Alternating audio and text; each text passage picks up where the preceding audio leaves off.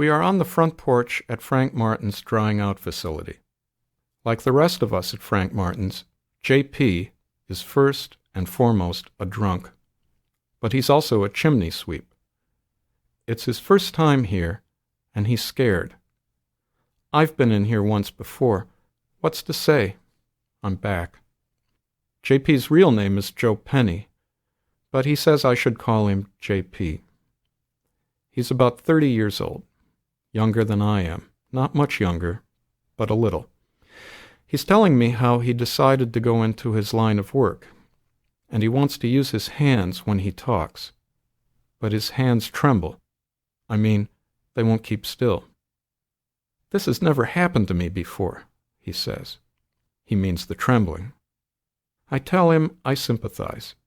I tell him the shakes will idle down, and they will, but it takes time. We've only been in here a couple of days. We're not out of the woods yet. J.P. has these shakes, and every so often a nerve, maybe it isn't a nerve, but it's something, begins to jerk in my shoulder.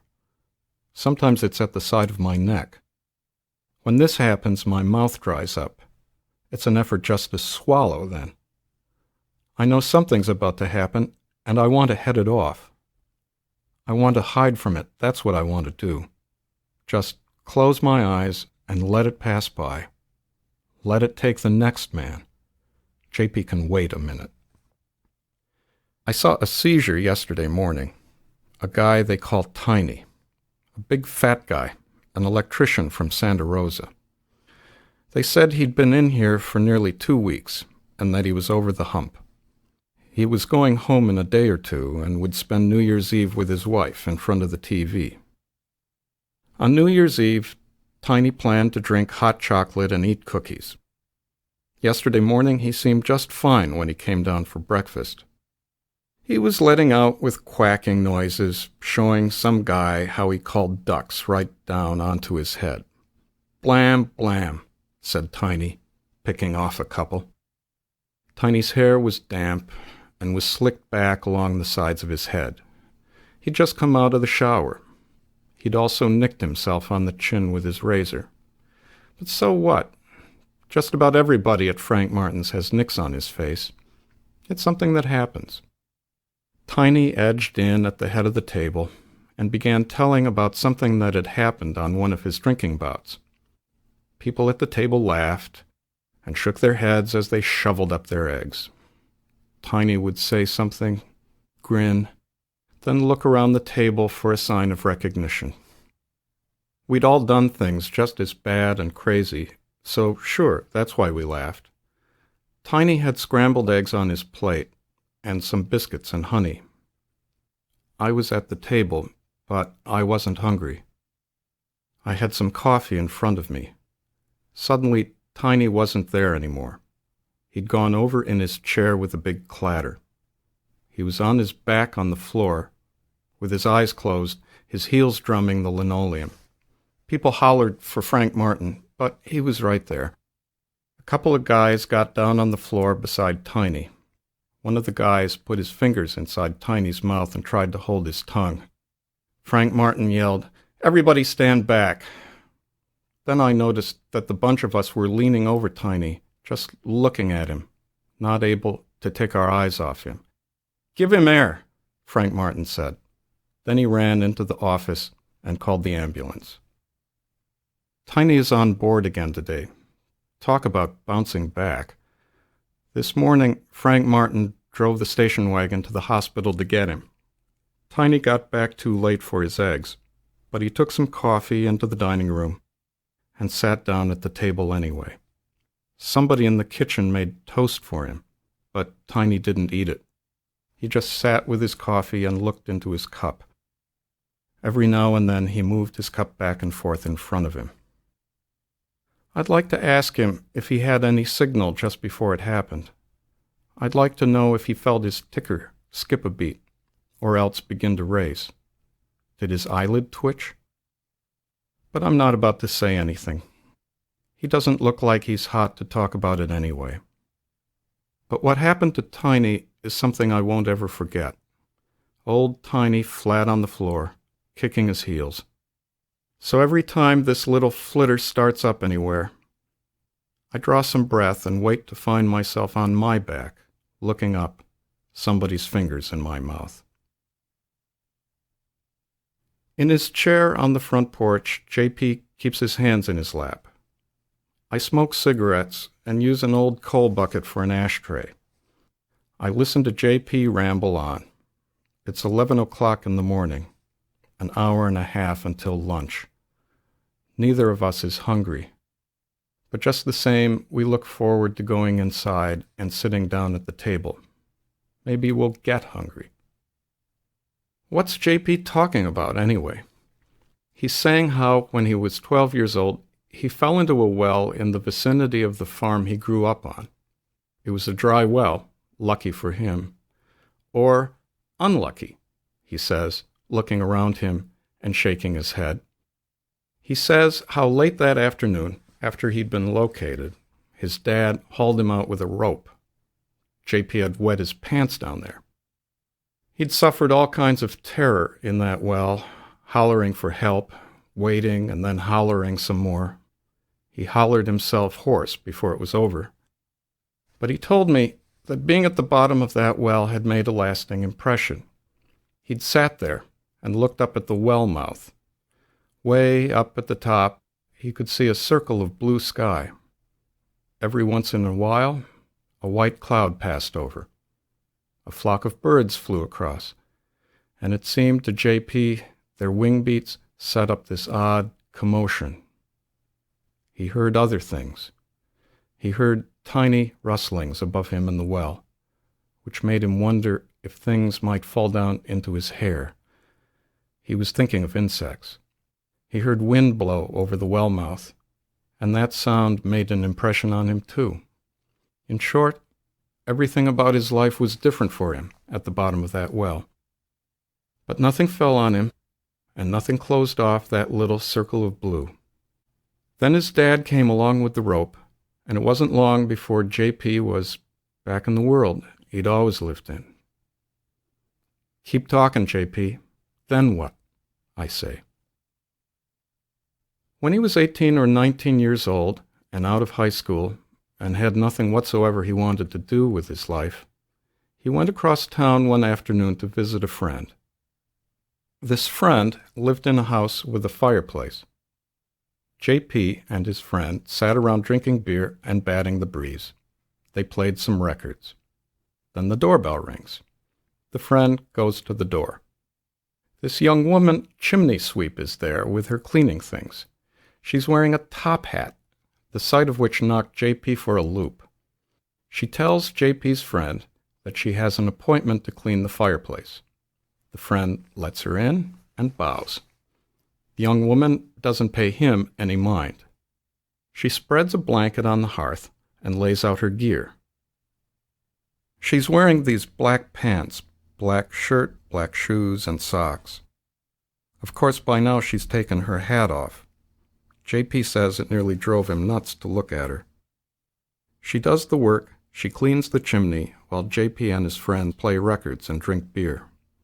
But they watch her, and they watch what she does. Now and then JP and his friend look at each other and grin, or else they wink.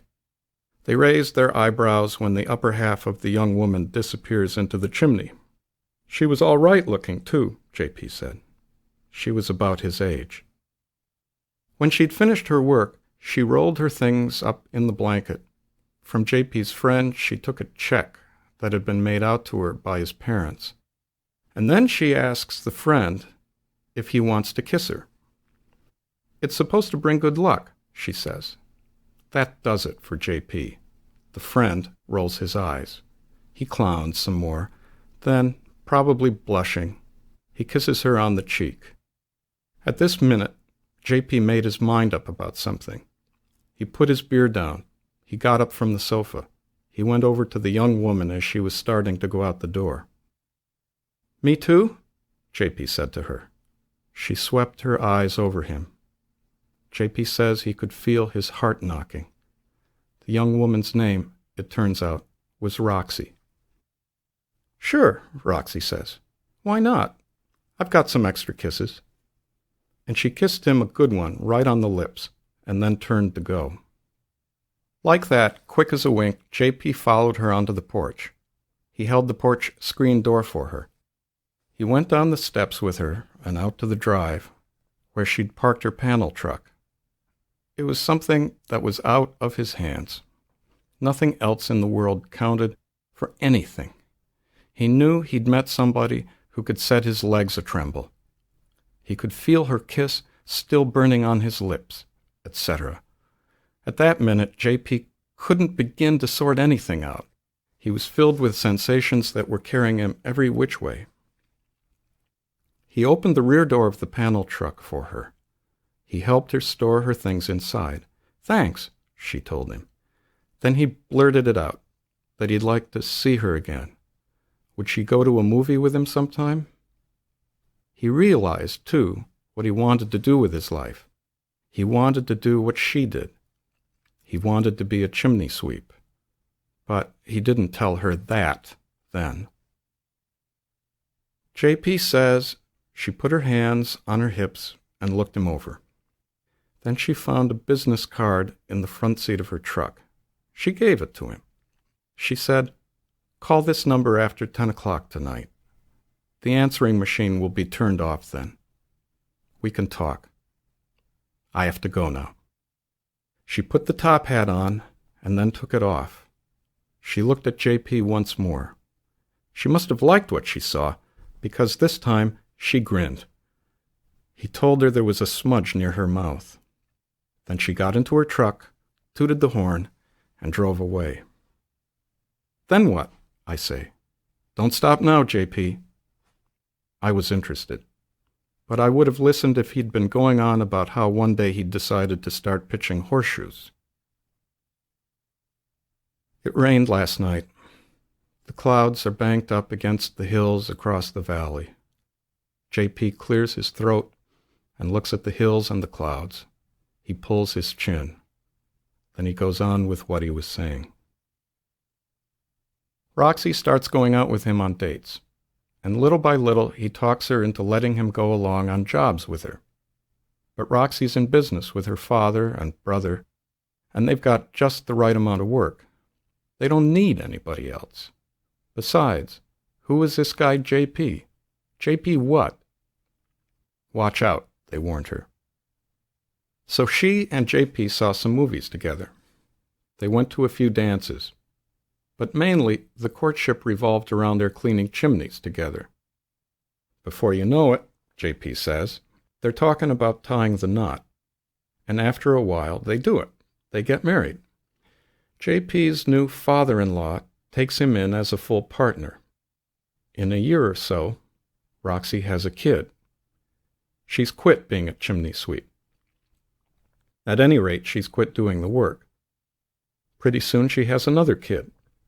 J.P.'s in his mid-20s by now. He's buying a house. He says he was happy with his life. "I was happy with the way things were going," he says. "I had everything I wanted. I had a wife and kids I loved, and I was doing what I wanted to do with my life. But for some reason, who knows why we do what we do, his drinking picks up. For a long time he drinks beer, and beer only. Any kind of beer. It didn't matter. He says he could drink beer 24 hours a day. He'd drink beer at night while he watched TV. Sure, once in a while he drank hard stuff, but that was only if they went out on the town, which was not often, or else when they had company over. Then a time comes, he doesn't know why, when he makes the switch from beer to gin and tonic. And he'd have more gin and tonic after dinner, sitting in front of the TV. There was always a glass of gin and tonic in his hand. He says he actually liked the taste of it. He began stopping off after work for drinks before he went home to have more drinks. Then he began missing some dinners. He just wouldn't show up. Or else he'd show up, but he wouldn't want anything to eat. He'd filled up on snacks at the bar. Sometimes he'd walk in the door and, for no good reason, throw his lunch pail across the living room. When Roxy yelled at him, he'd turn around and go out again. He moved his drinking time up to early afternoon, while he was still supposed to be working. He tells me that he was starting off the morning with a couple of drinks. He'd have a belt of the stuff before he brushed his teeth. Then he'd have his coffee. He'd go to work with a thermos bottle of vodka in his lunch pail. JP quits talking. He just clams up. What's going on? I'm listening. It's helping me relax, for one thing. It's taking me away from my own situation. After a minute, I say, "What the hell? Go on, JP." He's pulling his chin. But pretty soon, he starts talking again. JP and Roxy are having some real fights now. I mean, fights. JP says that one time she hit him in the face with her fist and broke his nose. "Look at this," he says. "Right here." He shows me a line across the bridge of his nose. "That's a broken nose." He returned the favor. He dislocated her shoulder for her on that occasion. Another time he split her lip. They beat on each other in front of the kids. Things got out of hand. But he kept on drinking. He couldn't stop, and nothing could make him stop. Not even with Roxy's dad and her brother threatening to beat hell out of him. They told Roxy she should take the kids and clear out. But Roxy said it was her problem. She got herself into it, and she'd solve it. Now JP gets real quiet again. He hunches his shoulders and pulls down in his chair. He watches a car driving down the road between this place and the hills. I say, "I want to hear the rest of this, JP. You better keep talking." "I just don't know," he says. He shrugs. "It's all right," I say, and I mean it's okay for him to tell it. Go on, JP. One way she tried to solve things, JP says, was by finding a boyfriend. JP would like to know how she found the time with the house and the kids. I looked at him, and I'm surprised. He's a grown man. "If you want to do that," I say, "you find the time. You make the time." JP shakes his head. "I guess so," he says. Anyway, he found out about it, about Roxy's boyfriend, and he went wild. He manages to get Roxy's wedding ring off her finger, and when he does, he cuts it into several pieces with a pair of wire cutters. Good, solid fun. They'd already gone a couple of rounds on this occasion. On his way to work the next morning, he gets arrested on a drunk driving charge. He loses his driver's license. He can't drive the truck to work anymore. Just as well, he says. He'd already fallen off a roof the week before and broken his thumb. It was just a matter of time until he broke his goddamn neck, he says. He was here at Frank Martin's to dry out and to figure how to get his life back on track. But he wasn't here against his will, any more than I was. We weren't locked up. We could leave any time we wanted. But a minimum stay of a week was recommended, and 2 weeks or a month was, as they put it, strongly advised. As I said, this is my second time at Frank Martin's. When I was trying to sign a check to pay in advance for a week's stay, Frank Martin said, "The holidays are always a bad time. Maybe you should think about sticking around a little longer this time. Think in terms of a couple of weeks. Can you do a couple of weeks? Think about it anyway. You don't have to decide anything right now," he said. He held his thumb on the check, and I signed my name. Then I walked my girlfriend to the front door and said goodbye. "Goodbye," she said, and she lurched into the door jamb and then out onto the porch. It's late afternoon. It's raining. I go from the door to the window. I move the curtain and watch her drive away. She's in my car. She's drunk. But I'm drunk too, and there's nothing I can do. I make it to a big old chair that's close to the radiator, and I sit down. Some guys look up from their TV. Then slowly they shift back to what they were watching. I just sit there. Now and then I look up at something that's happening on the screen. Later that afternoon, the front door banged open, and JP was brought in between these two big guys, his father-in-law and brother-in-law, I find out afterward. They steered JP across the room. The old guy signed him in and gave Frank Martin a check. Then these two guys helped JP upstairs. I guess they put him to bed. Pretty soon, the old guy and the other guy came downstairs and headed for the front door. They couldn't seem to get out of this place fast enough. It was as if they couldn't wait to wash their hands of all this. I didn't blame them. Hell no. I don't know how I'd act if I was in their shoes. A day and a half later, JP and I meet up on the front porch. We shake hands and comment on the weather. JP has a case of the shakes. We sit down and prop our feet on the railing. We lean back in our chairs as if we're just out there taking our ease, as if we might be getting ready to talk about our bird dogs. That's when JP gets going with his story. It's cold out, but not too cold. It's a little overcast. At one point, Frank Martin comes outside to finish his cigar. He has a sweater buttoned up to his Adam's apple. Frank Martin is short and heavy-set. He has curly gray hair and a small head.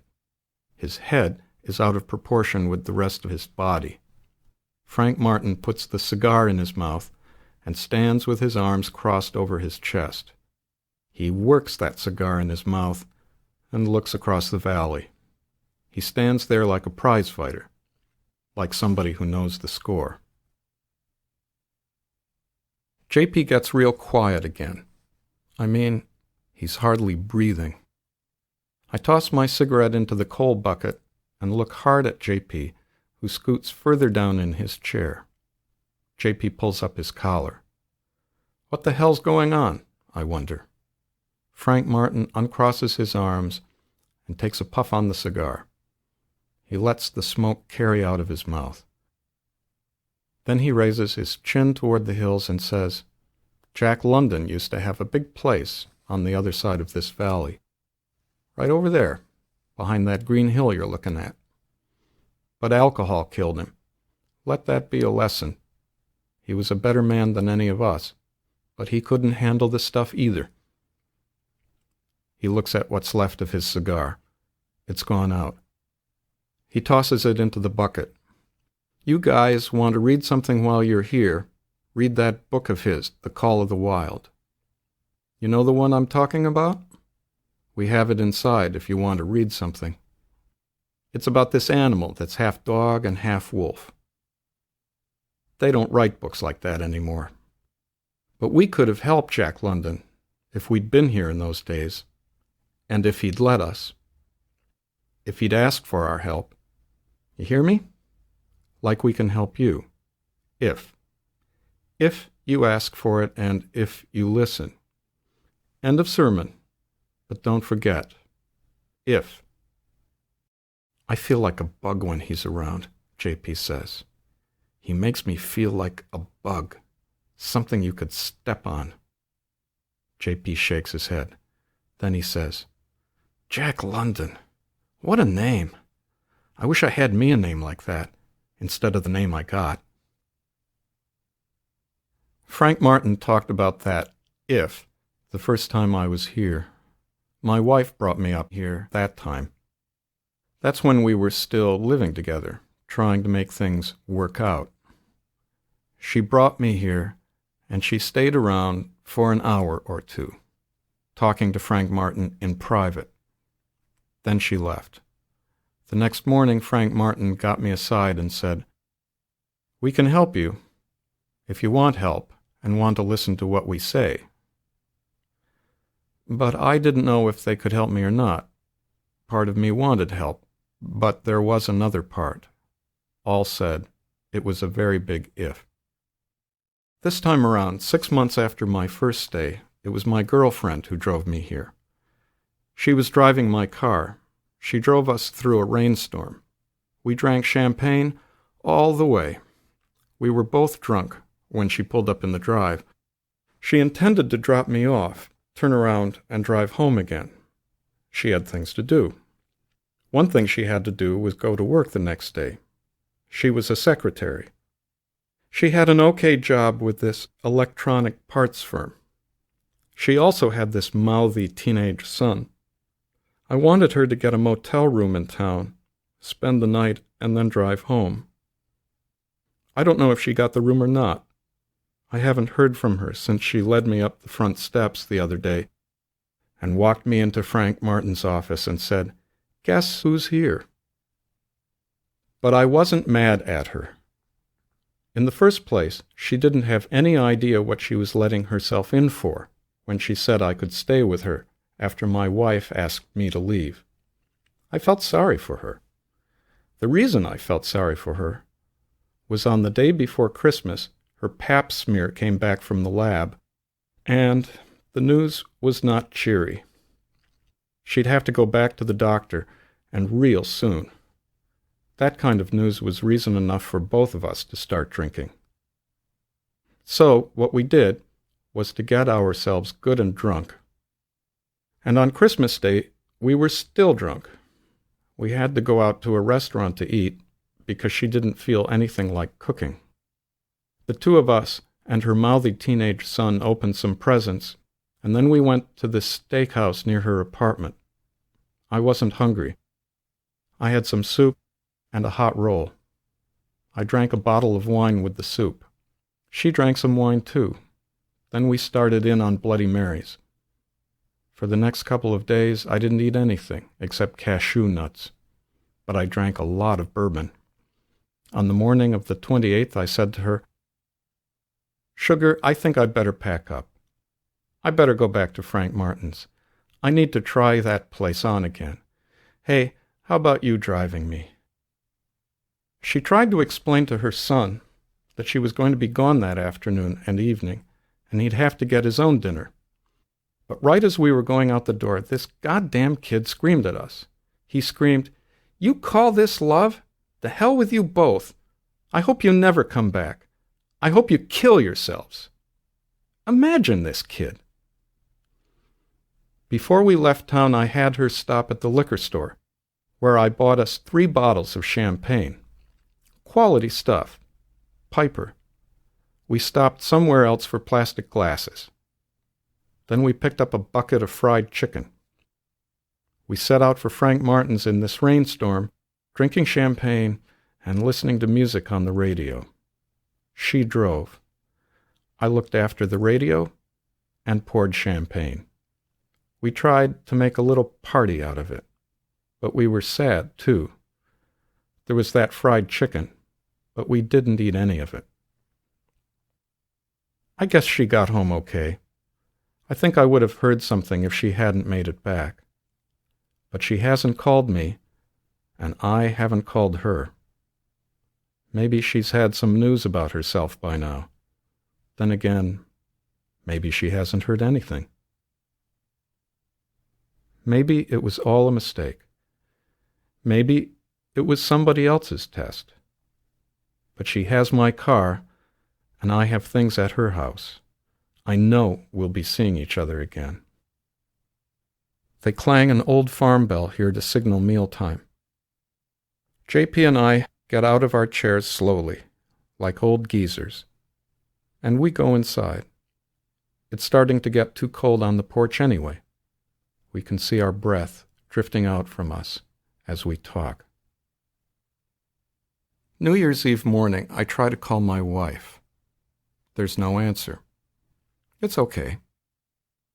But even if it wasn't okay, what am I supposed to do? The last time we talked on the phone a couple of weeks ago, we screamed at each other. I hung a few names on her. "Wet brain," she said, and put the phone back where it belonged. But I wanted to talk to her now. Something had to be done about my stuff. I still had things at her house, too. One of the guys here is a guy who travels. He goes to Europe and the Middle East. That's what he says, anyway. Business, he says. He also says he has his drinking under control and doesn't have any idea why he's here at Frank Martin's. But he doesn't remember getting here. He laughs about it, about his not remembering. Anyone can have a blackout, he says. That doesn't prove a thing. He's not a drunk. He tells us this, and we listen. That's a serious charge to make, he says. That kind of talk can ruin a good man's prospects. He further says that if he'd only stick to whiskey and water, no ice, he'd never get intoxicated, his word, and have these blackouts. It's the ice they put into your drink that does it. Who do you know in Egypt? He asks me. I can use a few names over there. For New Year's Eve dinner, Frank Martin serves steak and baked potato, a green salad. My appetite's coming back. I eat the salad. I clean up everything on my plate, and I could eat more. I look over at Tiny's plate. Hell, he's hardly touched anything. His steak is just sitting there, getting cold. Tiny is not the same old Tiny. The poor bastard had planned to be home tonight. He planned to be in his robe and slippers in front of the TV, holding hands with his wife. Now he's afraid to leave. I can understand. One seizure means you're a candidate for another. Tiny hasn't told any more nutty stories on himself since it happened. He's stayed quiet and kept to himself. Pretty soon I ask him if I can have his steak, and he pushes his plate over to me. They let us keep the TV on until the New Year has been rung in at Times Square. Some of us are still up, sitting around the TV, watching the crowds on the screen, when Frank Martin comes in to show us his cake. He brings it around and shows it to each of us. I know he didn't make it. It's a goddamn bakery cake. But still, it's a cake. It's a big white cake. Across the top of the cake there's writing in pink letters. The writing says, Happy New Year, one day at a time. I don't want any stupid cake, says the guy who goes to Europe and the Middle East. Where's the champagne? He says, and laughs. We all go into the dining room. Frank Martin cuts the cake. I sit next to J.P. J.P. eats 2 pieces and drinks a Coke. I eat a piece and wrap another piece in a napkin, thinking of later. J.P. lights a cigarette. His hands are steady now, and he tells me his wife is coming in to visit him in the morning, the first day of the new year. That's great, I say. I nod. I lick the frosting off my fingers. That's good news, J.P. I'll introduce you, he says.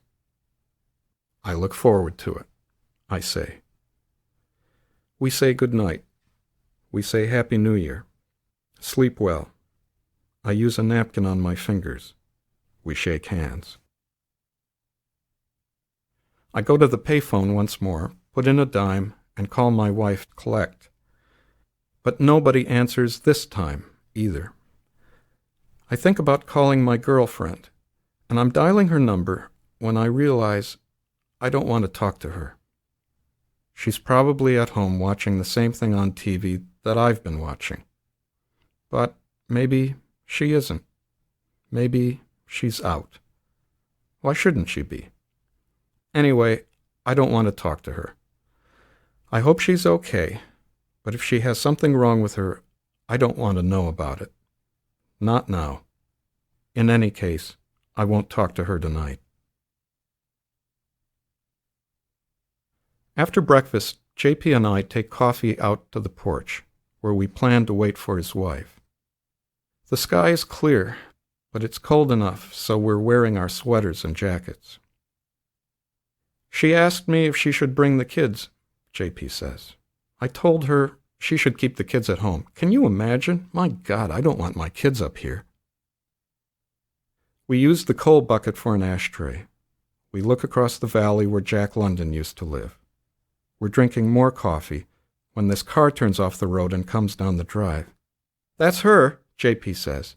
He puts his cup next to his chair. He gets up and goes down the steps to the drive. I see this woman stop the car and set the brake. I see JP open the car door. I watch her get out, and I see them embrace. They hug each other. I look away. Then I look back. JP takes the woman's arm, and they come up the stairs. This woman has crawled into chimneys. This woman broke a man's nose once. She has 2 kids and much trouble, but she loves this man who has her by the arm. I get up from the chair. "This is my friend," JP says to his wife. "Hey, this is Roxy." Roxy takes my hand. She's a tall, good-looking woman in a blue knit cap. She has on a coat, a heavy white sweater, and dark slacks. I recall what JP told me about the boyfriend and the wire cutters, all that, and I glance at her hands. Right. I don't see any wedding ring. That's in pieces somewhere.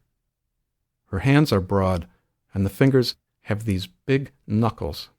This is a woman who can make fists if she has to. "I've heard about you," I say. "JP told me how you got acquainted. Something about a chimney," JP said. "Yes, a chimney," she says. Her eyes move away from my face, then return. She nods. She's anxious to be alone with JP, which I can understand. "There's probably a lot else he didn't tell you," she says. "I bet he didn't tell you everything," she says, and laughs. Then, she can't wait any longer. She slips her arm around JP's waist and kisses him on the cheek. They start to move toward the door. "Nice meeting you," she says over her shoulder. "Hey, did he tell you he's the best sweep in the business?" She lets her hand slide down from JP's waist onto his hip. "Come on now, Roxy," JP says. He has his hand on the doorknob. "He told me he learned everything he knew from you," I say. "Well, that much is sure true," she says. She laughs again. But it's as if she's thinking about something else. JP turns the doorknob.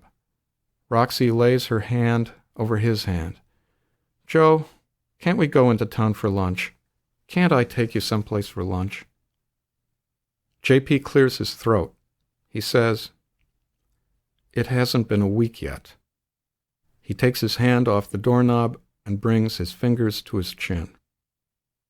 "I think they'd like it, if I didn't leave the place for a little while yet. We can have some coffee inside," he says. "That's fine," she says. Her eyes light on me once more. "I'm glad Joe's made a friend here. Nice to meet you," she says again. They start to go inside. I know it's a foolish thing to do, but I do it anyway. "Roxy," I say, and they stop in the doorway and look at me. "I need some luck," I say. No kidding.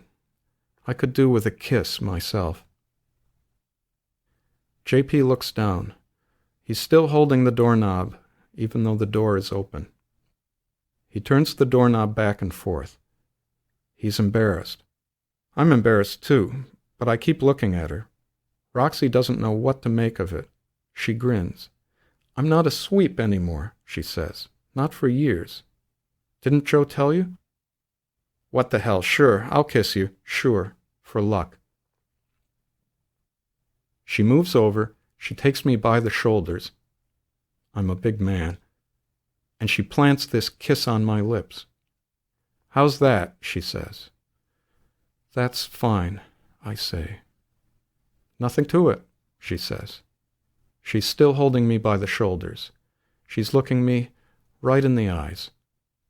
"Good luck," she says, and then she lets go of me. "See you later, pal," JP says. He opens the door all the way, and they go inside. I sit down on the front steps and light a cigarette. I watch what my hand does, and then I blow out the match. I've got a case of the shakes. I started out with them this morning. This morning I wanted something to drink. It's depressing, and I didn't say anything about it to JP. I try to put my mind on something else, and for once it works. I'm thinking about chimney sweeps, all that stuff I heard from JP, when for some reason I start to think about the house my wife and I lived in just after we were married. That house didn't have a chimney. Hell no. So I don't know what makes me remember it now. But I remember the house and how we'd only been in there a few weeks when I heard a noise outside one morning and woke up. It was Sunday morning, and so early it was still dark in the bedroom. But there was this pale light coming in from the bedroom window. I listened. I could hear something scrape against the side of the house. I jumped out of bed and went to the window. "My God," my wife says, sitting up in bed and shaking the hair away from her face. Then she starts to laugh.